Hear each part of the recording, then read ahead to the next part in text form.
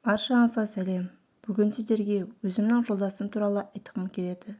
Мені отырсаң опақ, тұрсаң сопақ етеді. Не істесең де жақпайсың.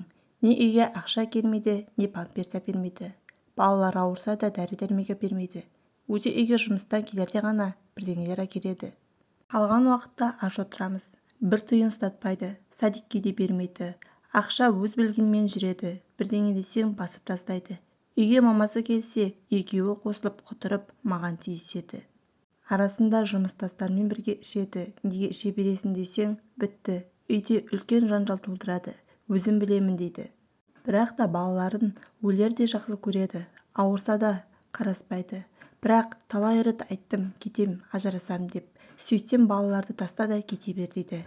Дәрі-дәрмек балаларға өзіме киім-кешекті бәрін қарызға аламын. Пособиемнан бөліп төлеймін. Жолдасым жәрдемақының барлығын қайда жібердің деп сұрай береді. Бар болғаны алатыным 59 мың. Жалпы ол өзі барлығын қарызға жоятынымды біледі. Сонда да сұрай береді. Қанымды ішіп жынды қылды. Енді ешкімге айта алмаймын. Басым айналып кетті. Bir жақта Жетісайда білесіз ғой. Әке-шеше, туыс-туған мүлде қолдамайды. Айтқанмен ажырасу деген өте ұят санайды. Әр күнім осылай өтуде. Тіпті не істерімді білмеймін. Қаншама қыз осындай күйде жүр. Ұят біздің әбден түбімізге жететін болды. Ұяттың да орны болады емес пе? Ақыл-кеңестеріңізді айта өтсеңіздер.